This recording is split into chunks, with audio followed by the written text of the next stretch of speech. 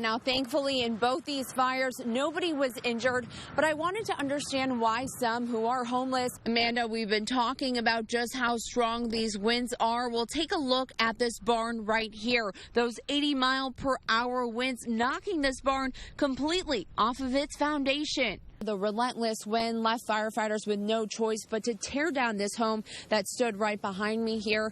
Firefighters say they're still investigating the cause of that fire tonight. But she's not alone. Several businesses have no choice but to use this crossing. And if there's a train there, they're just stuck waiting. People are starting to clear out as that water is continuing to seep in. The National Weather Service says that the water is expected to crest at 7 o'clock, which is very soon here. The DOT hopes this will help curb the problem and prevent people from abusing the system. But how do they plan on enforcing the new law? We're just a little under a mile out from Cloris Mayman's house, but these crews just came out of this field right here. And as you can tell, a town shaken by fraud coming right from its own city government.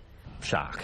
Complete shock for me. I mean, she seemed like a regular person, you know, doing her job. An investigation revealing Delhi City Clerk Angela Billings had been spending city money for her own personal expenses, racking up nearly $90,000.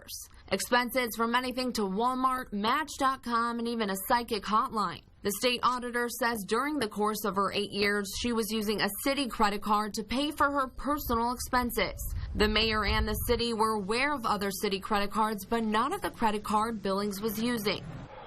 I was amazed that somebody who you put your trust in would actually steal money from, not only from me, but the rest of the residents in town. The investigation details that Billings had also wrote unauthorized checks out to herself in the form of payroll for $70 grand. And I asked the mayor if he thinks he's to blame for the lack of oversight. Partially, yeah. I'm probably a lot to blame. Other than poor management, there was nothing that the city council did. It's what they didn't do. And by not keeping closer tabs on the expenditures and questioning more of the invoices, but she had it pretty well figured out. The invoices, we never saw the invoices, you know. A protocol the state auditor says would have stopped Billings early on. There's only 3 points to a fraud triangle: the motivation, the rationalization, and then the opportunity. And we can't do anything about somebody's motivation or about somebody's rationalization, but what we can do is do something to impact the opportunity for fraud to take place in a government entity, and that's by providing the basics of oversight, by having a second pair of eyes look at the original bank statement. Someday it's going to get solved. With every stroke of a brush, you know, I think about it every day. They are reminded. This could maybe be the straw that breaks her back and somebody comes clean. You never know. The unsolved murder of cousins Lyric Cook and Elizabeth Collins, lingering on the minds of both Christopher Leet and Jeff Sonkson. And it's heartbreaking. You know, we just need this solved. We need it. We need an end. We need, you know, closure, you know, for the community, for Drew, for everyone. 2 friends, 2 artists, painting a tribute to 2 angels with wings that serve as a reminder. Lyric and Elizabeth are forever soaring in the hearts of many. The murals will soon go up in Angels Park. You'll be able to see the girls every single day. It's just keeping it in people's minds. That's our goal. So that everyone who passes by Angels Park will remember. And for those who are reminded every day, Elizabeth's father, Drew Collins, holding on tight to his daughter, Amber, and answers for the one he's lost. I'm just amazed at how much it looks like when they did lyrics first, and just how much it looked like her.